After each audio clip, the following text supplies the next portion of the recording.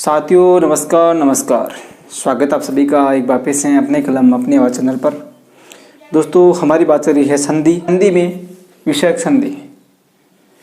विषयक संधि से पहले हमने स्वर व्यंजन इनकी आराम से बात कर ली है। इससे पहले हमने उच्चारण स्थान और स्वर व्यंजन वर्गीकरण यानी वर्ण विचार इन सभी टॉपिक्स की बात कर ली है। वो वीडियो अगर आपने नहीं देखे हैं तो वो ज़रूर देखने हैं। अब वो कहाँ मिलेंगे तो दोस्तों उसके लिए आपको ऊपर आई बटन दिखाई दे रहा है, वहाँ पे क्लिक करना है या डिस्क्रिप्शन में लिंक मिल जाएगा या पहले कमेंट में आपको लिंक मिल जाएगा, वहाँ से ज़रूर देखना है। ठीक है दोस्तों, वो शुरू से देखना। हमेशा यहाँ पर 15 से 20 मिनट का वीडियो, 20 से 25 मिनट, लास्ट 25 मिनट मानिए, लगभग 20 मिनट का वीडियो मानकर चलिए वो वीडियो मिलेगा। उसके बाद आपको किताबों से पढ़ना है। ठीक है दोस्तों, आज हम आराम से बात करेंगे विषयक संधि। अगर आज तक आपकी विषयक संधि समझ में नहीं आई है तो मैं विश्वास दिलाता हूँ आपको कि आज विषयक संधि आपके आराम से समझ में आएगी और आप आराम से सॉल्व भी करेंगे परीक्षा में। तो शुरू करते हैं। उससे पहले वीडियो को लाइक कर देना, शेयर कर देना और चैनल पर आप नए हैं तो चैनल सब्सक्राइब करके बेल आइकन दबा लें, जिससे हमारी सभी वीडियो की सूचना आपके पास पहुँचती रहे। दोस्तों हमने बात की स्वर संधि कब होती है, जब दोनों तरफ क्या हो, स्वर प्लस स्वर का मेल होता हो। संधि कहाँ होती है, दो वर्णों में दोनों तरफ स्वर हो तो स्वर संधि होती है। और दोस्तों व्यंजन कहाँ होती है, व्यंजन एक तरफ व्यंजन का होना जरूरी है। ठीक है, इधर व्यंजन हो या इधर स्वर हो, या इधर स्वर हो या इधर व्यंजन हो, या दोनों तरफ व्यंजन हो। यदि एक तरफ व्यंजन है तो वहाँ पर व्यंजन संधि हो जाएगी। ठीक है, लेकिन विसर्ग संधि कहाँ होती है दोस्तों, यदि एक तरफ विसर्ग का होना बहुत ही जरूरी है। पहले विसर्ग होगा, उसके बाद या तो स्वर होगा या व्यंजन होगा। ठीक है, इसका मतलब पहली तरफ ये विसर्ग रहेगा और उसके बाद में स्वर या व्यंजन रहेगा।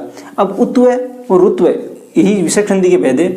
इनमें कंडीशन रहती है विसर्ग से पहले स्वर कौन से हो, ए को छोड़कर हो, ए के अलावा हो, तो वो भी हम आराम से बात करेंगे। तो बात यही है कि विसर्ग के बाद में यदि स्वर या व्यंजन कोई भी हो तो वहाँ पर विसर्ग संधि होती है। अब विसर्ग संधि के भेदों की बात कर लेते हैं दोस्तों।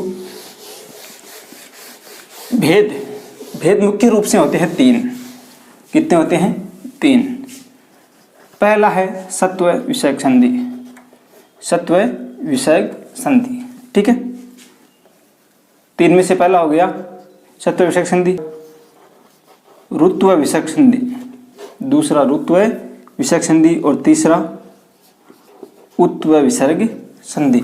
ये तीन विषयक संधि के भेद हैं मुख्य रूप से। ठीक है, इसके अलावा भी अन्य दो मुख्य भेद और हैं। एक पहला बात कर लेते हैं विसर्ग लोप संधि, एक तो होती है विसर्ग लोप और एक होती है विसर्ग लोप दीर्घ संधि। ठीक है, एक तो होती है विसर्ग लोप संधि, एक विसर्ग लोप दीर्घ संधि। ये भी आराम से बात करेंगे, नो टेंशन रहिए। प्रमुख जो भेद हैं वो हम इनकी बात करेंगे, सत्व रुत्व और उत्व की। तो आज हम बात करेंगे सत्व विषयक संधि। यहाँ पे दोस्तों ध्यान से देखिए, स र उ, सत्व रुत्व उत्व।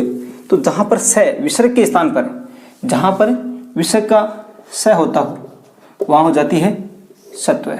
ठीक है, और जहाँ पर विसर्ग का र होता हो वहाँ हो जाती है रुत्व। ठीक है, और जहाँ पर विसर्ग का उ होता हो वहाँ हो जाती है उत्व। यही है सत्व रुत्व और उत्व। विसर्ग के स्थान पर जो वर्ण बन रहा है उसी आधार पर नाम है सत्व रुत्व और उत्व। तो आराम से बात करेंगे आज हम सत्व विषयक संधि की।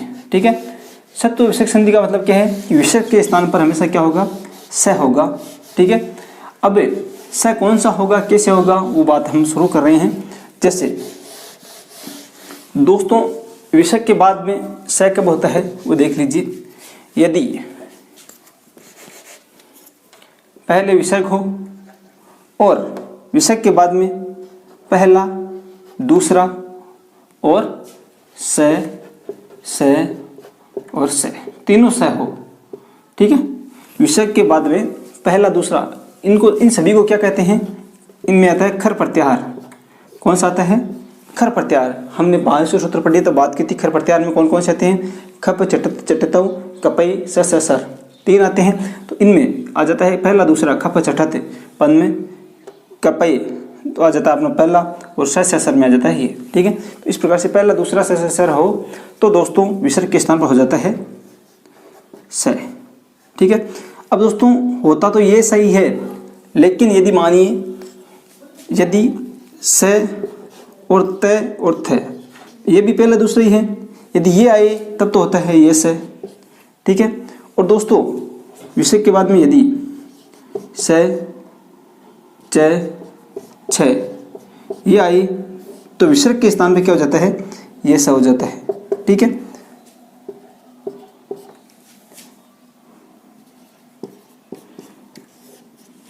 दोस्तों आराम से सुन लेना, यदि विसर्ग के बाद में होना तो सही ही है। ठीक है, सत्व संधि में कौन सा होगा, विसर्ग के स्थान पर सही ही होगा। अब कौन सा स होगा इसकी बात हम कर रहे हैं। यदि विसर्ग के बाद में त थ आई और स आई तो विसर्ग के स्थान में ये स होगा। हमने उच्चारण स्थान की बात की थी। ठीक है, ऋतु लसराम दंता, तो स ये जो स है दंते ये इस थ के साथ होता है, ये स हमेशा च के साथ होता है। यदि च छ और स रहे तो ये स होगा इस विसर्ग का।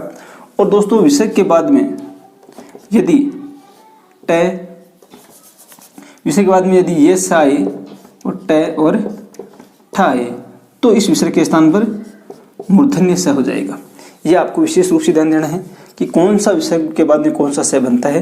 तो हमने माहेश्वर सूत्र जब पढ़े, हमने उच्चारण स्थान जब पढ़े, तब भी हमने बात की थी कि ये स इनके साथ ही रहेगा हमेशा, ये स इनके साथ रहेगा और ये स इनके साथ रहेगा। तो दोस्तों यदि विसर्ग के बाद में त आए तो ये स होगा, विसर्ग के बाद में च आए तो ये स होगा, और विसर्ग में स और ये ट आए तो ये स होगा। अब एक विशेष बात और बताता हूँ दोस्तों, यदि विसर्ग के बाद में अब बात रह गई, 3 वर्ग तो आगे हमने बात की थी, पहला दूसरा, तो पहले दूसरे में त वाली लाइन आ गई, च वाली आ गई और ट वाली आ गई। ठीक है, और दोस्तों इसके बाद में बच गया एक तो विसर्ग के बाद में यदि क ख हो। ठीक है, विसर्ग के बाद में क ख हो तो विसर्ग का विसर्ग ही रहेगा। ठीक है, जो दोस्तों जो विसर्ग का विसर्ग ही रह जाएगा और आगे का आगे वाला रह जाएगा।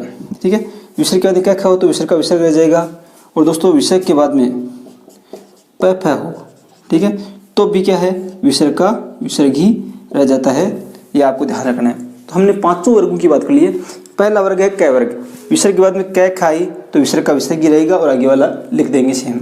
उसके बाद में विसर्ग का च है, विसर्ग के बाद में यदि च आई, ठीक है, तो क्या करना है, तो दोस्तों विसर्ग का हमें ये स कर देना है।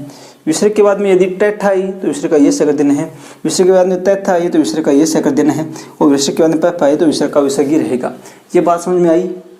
ठीक है, अब देखिए यदि एक विशेष बात, अब आप ध्यान देना परीक्षा में किस प्रकार से पूछते हैं। यदि विसर्ग के बाद में दोस्तों, यदि विसर्ग के बाद में स आ जाए, ये स आए या ये स आए, तीनों स की बात कर रहे हैं। ठीक है, ये स दंत्य स के साथ है, ये इसके स और ये इसका स। तो यदि विसर्ग के बाद में यदि ये स आता है तो विकल्प से हम विसर्ग का विसर्ग भी रख सकते हैं। ठीक है, और विसर्ग का जो स सामने वाला आता है वह भी बना सकते हैं। जैसे आ गया, उदाहरण देखना, आराम से समझने की कोशिश करना एक बार। हरि धन शेते। ठीक है, अब दोस्तों यहाँ पे देखिए विसर्ग है और आगे क्या है, स आ गया। ठीक है, तो अब इसका हम क्या कर सकते हैं, एक तो विसर्ग के स्थान पर विसर्ग ही रख सकते हैं।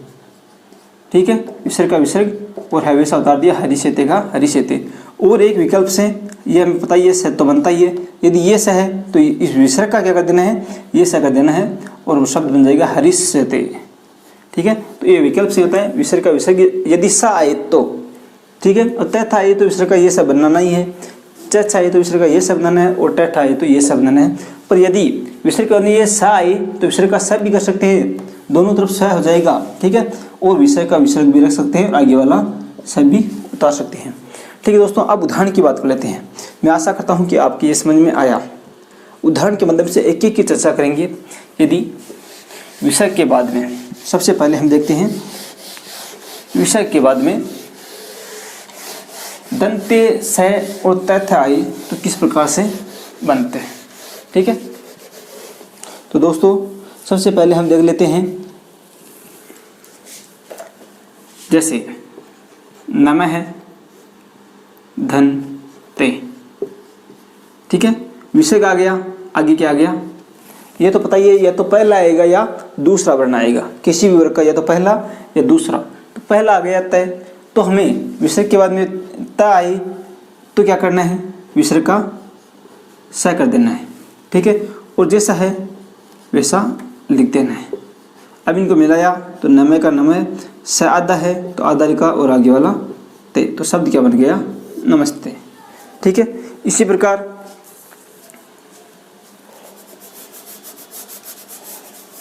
राम है धन चलती, राम है धन चलती। तो यहाँ पे देखिए विसर्ग आ गया, यहाँ पे क्या है विसर्ग, और आगे क्या आ गया च। ठीक है, तो रामायण का रामायण लिख दिया, चलती का चलती लिख दिया। अब यहाँ पे देखिए दोस्तों विसर्ग आ गया, आगे च आ गया, तो विसर्ग के स्थान पर कौन सा स होगा, तालव्य स होगा। कौन सा होगा, तालव्य स। ठीक है, तो यहाँ पे हमने तालव्य स कर दिया दोस्तों, और जैसा है वैसा उतार दिया, रामायण का रामायण लिख दिया और चलती का चलती। ठीक है, तो अब जैसे मिलाया रामायण स आधा है तो आधा स लिखा और चलती। इस प्रकार से आपको ध्यान देना है। एक उदाहरण और देख लेते हैं ट वर्ग का, जैसे धनु धन टंकार, धनु धन टंकार। तो यहाँ पे देखिए विसर्ग के बाद में क्या आ गया, ट आ गया, तो विसर्ग का क्या कर देना है, ये सा हो जाएगा। ठीक है, और धनु का धनु लिखा और टंकार का टंकार लिखा। अब मिलाने पर क्या हो जाएगा, धनुष टंकार, क्या हो जाएगा, धनुष टंकार। इस प्रकार से आपको ध्यान देना है। एक दोस्तों अब हमने बात कर लेते हैं विसर्ग के बाद में त आई तो हमने बात कर ली है, ये सा हो जाता है, च आई तो ये सा हो जाता है, और ट आई तो ये सा हो जाता है। अब विसर्ग के बाद में यदि क आ जाइए, जैसे वेरी इंपॉर्टेंट मनः धन कामना। दोस्तों हम बात बोलते आए मनोकामना पूरी हो, आपकी मनोकामना पूरी हो, लेकिन दोस्तों वो शब्द क्या है, वो अशुद्ध है। संस्कृत की दृष्टि से शुद्ध क्या है वो देखिए, विसर्ग के बाद में आ गया क। ठीक है, तो विसर्ग के बाद में यदि क या ख आ जाता है तो विसर्ग का विसर्ग ही रहता है, तो हो जाता है हमारा मन कामना का मन कामना ही हो जाता है इसको मिलाने पर। इस प्रकार से मन कामना बनता है। एक बात जैसे दूधन ख, तो विसर्ग के बाद में ख आ गया तो विसर्ग का विसर्ग ही रहेगा, वो शब्द बन जाएगा दुख। ठीक है, इस प्रकार से भी आपको ध्यान रखना है। और एक और देख लेते हैं, यदि विसर्ग के बाद में प फा आए तो क्या होता है, शब्द है अंत है धन पुर या अंत है धन पुरम, अंत है पुरम। ठीक है, तो विसर्ग के बाद में क्या आ गया, प आ गया, तो विसर्ग का विसर्ग ही रहना है, वो शब्द क्या बन जाएगा, अंत है पुरम। इस प्रकार से आपको ध्यान रखना है दोस्तों। मैं आशा करता हूँ आपके समझ में आया, नहीं आया तो थोड़ा सा वीडियो बैक करके देखिए कि विसर्ग के बाद में यदि त था आई तो विसर्ग का ये सा होगा, च आई तो विसर्ग का ये सा। ये क्यों हो रहा है ये आपको बताइए।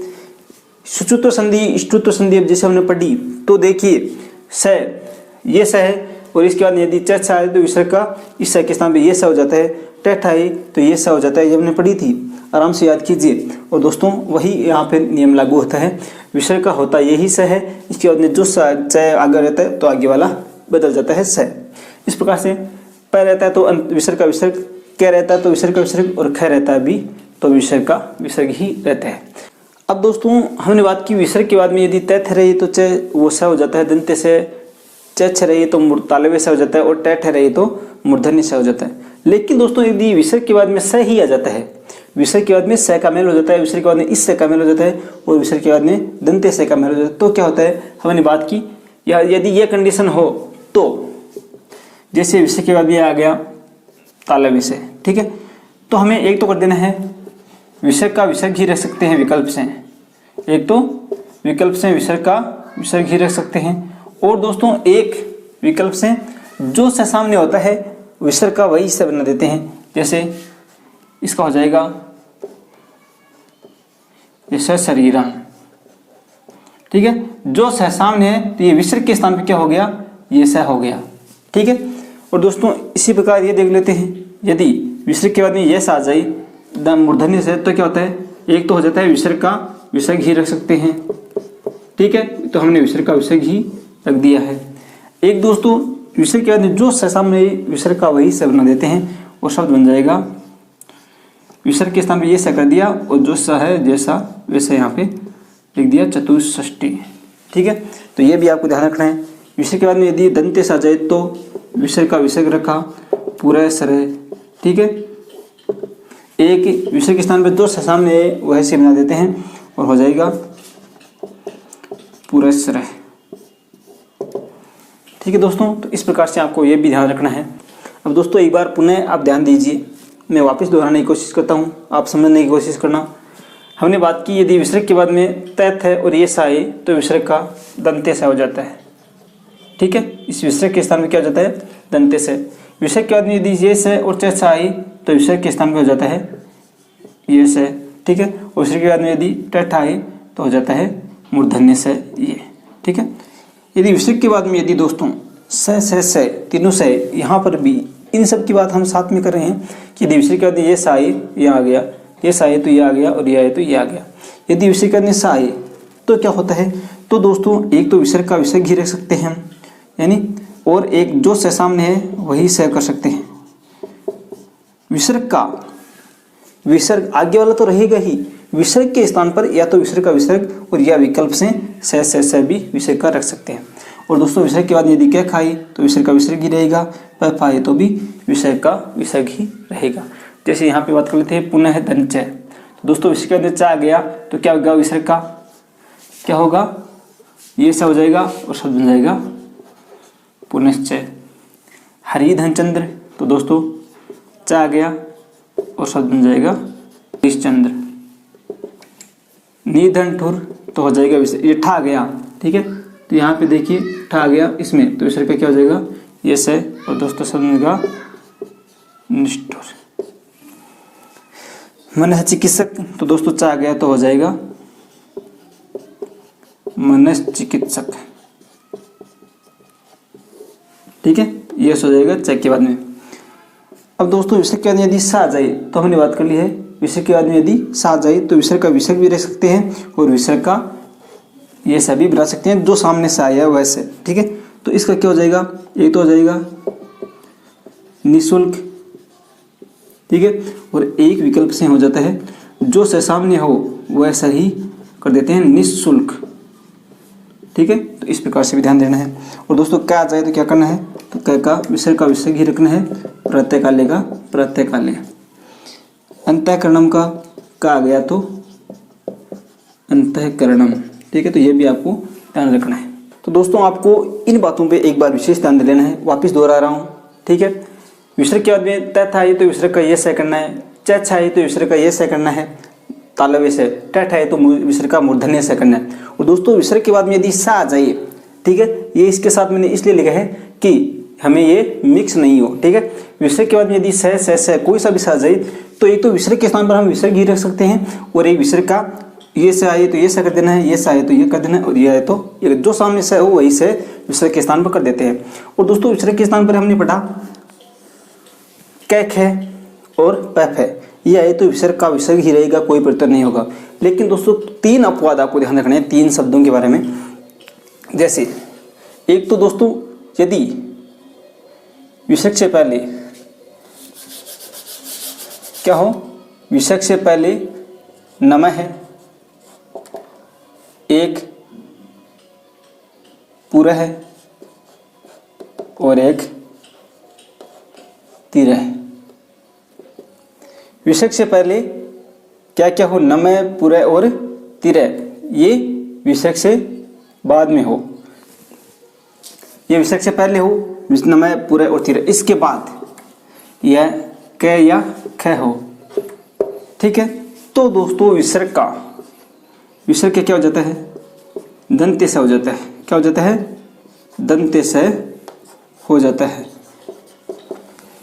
और दोस्तों हमने बात कर ली है विसर्ग के बाद में यदि क ख हो प हो तो विसर्ग का विसर्ग ही रहता है, लेकिन विसर्ग से पहले यदि नमः, पूरा और तीर ये शब्द आ जाए तो हमें विसर्ग का क्या कर देना है, ये से कर देना है तीनों जगह। ठीक है, उदाहरण के लिए हम देख लेते हैं नमः है धनकार।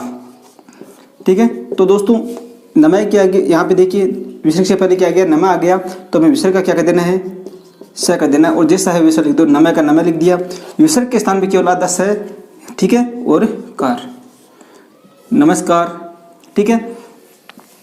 इसी प्रकार से नमस्कृते या कैसा भी पूछ सकते हैं, नमः धन करोति, नमः करोति, नमस्कृतम, नमस्करोमि, ठीक है, जो भी। तो इस प्रकार हमें विसर्ग का क्या कर देना है, स कर देना, और जैसा है वैसा लिख दो, नमस्करोति, ठीक है दोस्तों। इसके बाद में नमः की बात कर ली। अब जैसे पुरः पूछ लिया, क्या पूछ लिया, पुरः, पुरः धन कार, या ऐसे पूछ ले, पुरः धन कृत, ठीक है। तो दोस्तों विसर्ग के पहले क्या आ गया, पुरः आ गया। हमने बात की विसर्ग से पहले नमः, पुरः और तिरः नहीं होना, तिरः हो तो विसर्ग का स हो जाएगा, और चाहे कुछ भी हो विसर्ग का विसर्ग ही रहेगा। केवल ये 3 शब्द आपको ध्यान रखने हैं। तो पुरः धन कृत आ गया, तो यहाँ पे पूरा आ गया, तो विसर्ग का क्या हो जाएगा, ये स हो जाएगा, और शब्द बन जाएगा पुरस्कृत, ठीक है। इसी प्रकार दोस्तों जैसे तिरः आ जाइए, ठीक है, तो तिरः धन कार, ठीक है। तो यहाँ पे देखिए विसर्ग से पहले तिरः आ गया, तो क्या कर जाएगा, विसर्ग का स हो जाएगा, और जैसा वैसा उतार दियो, तिरः धन कार का तिरस्कार, ठीक है। तो इस प्रकार से आपको ध्यान रखना है, ये 3 शब्द। इस प्रकार ये विभक्ति चेंज करके पूछ सकते हैं, लकार चेंज करके पूछ सकते हैं, लेकिन रहेगा क्रिया धातु ही, नमयकार, नमस्कार, नमः करोति, नमस्करोति, नमः कृतम, नमस्कृतम। इस प्रकार से आपको ध्यान रखना है, केवल 3 शब्द। इनकी जगह से होता है और चाहे क्या खे पाए, तो हमें क्या करना है, ये स ही नहीं करना, केवल विसर्ग का विसर्ग रहेगा और इनके स्थान पर स हो जाएगा। तो दोस्तों ये थी आज विसर्ग संधि की क्या बात थी, सत्वय। केवल हमने विसर्ग संधि की कौन सी पढ़ी है, सत्वय, जहाँ पर विसर्ग के स्थान पर स होता है, ठीक है, तो वह हो जाती है विसर्ग संधि की सत्व संधि। इसके बाद में रही है रुत्वय और उत्वय। जहाँ पर विसर्ग का र होता है वहाँ पर रुत्वय, और स उत्व उ होता है वहाँ पर उत्व संधि। तो दोस्तों इनकी भी विस्तार से बात करेंगे आराम से। दोस्तों एक बार अगर समझ में नहीं है तो एक बार टाइम निकाल के, समय निकाल के एक बार ये वीडियो और देख लेना, और उसके बाद किताब से भी देख लेना। बात यही है कि विसर्ग का जो स हो, अब कहाँ पर कौन सा स हो वो हमने बात कर ली है। उच्चारण स्थान में मैंने बहुत बार बताया था कि च के साथ हमेशा ये स रहेगा, ट के साथ में हमेशा ये स रहेगा, और त के साथ में हमेशा ये स रहेगा। तो विसर्ग का यदि ये आए तो ये आए तो ये, ठीक है। क ख आए प आए तो विसर्ग का विसर्ग, और दोस्तों स ये 3 आए तो विसर्ग का विसर्ग भी रख सकते हैं। दोनों ऑप्शन सही होगा। परीक्षा में इसीलिए पूछते हैं, बहुत बार पूछा गया है, विसर्ग के बाद में स दे दिया, जैसे रामय धन शेते, ये मैंने बताया भी था अभी, ठीक है। तो दोस्तों इस प्रकार से आ जाइए तो क्या होगा, ठीक है। एक तो रामय शेते का रामय शेते हो जाएगा, विसर्ग का विसर्ग गिर सकते हैं। एक इस प्रकार से बना सकते हैं, आगे कौन सा सा है, ये सा है, तो कर देना है विसर्ग का ये से कर देना है, और है वैसा उतार दो रामय शेते। इस प्रकार से भी आपको ध्यान रखना है, ठीक है दोस्तों। तो मिलेंगे कल हम रुत्व उत्व के साथ। वीडियो को लाइक करें, शेयर करें, चैनल पर नए हैं तो सब्सक्राइब करें, और दोस्तों ज़्यादा से ज़्यादा शेयर कर देना। सभी ग्रुप्स में आप जितने भी जुड़े हैं संस्कृत में जो वीर की तैयारी कर रहे हैं, तो दोस्तों उन तक शेयर करें, और दोस्तों सब्सक्राइब करना और बेल आइकन दबाएं, जिससे हमारे सभी वीडियो की नोटिफिकेशन आपके पास पहुंचते रहें। पीछे की वीडियो नहीं देखी तो दोस्तों आई बटन में, डिस्क्रिप्शन में हर जगह लिंक मिल जाएगा आपको, वहाँ पे देखें वो वीडियो देखें। और दोस्तों हमारा टेलीग्राम ग्रुप ज्वाइन करें, उसके लिए भी लिंक डिस्क्रिप्शन में दिया हुआ है, पहले कमेंट में भी दिया हुआ है। तो ठीक है दोस्तों, मिलेंगे कल। धन्यवाद। जय हिंद, जय भारत।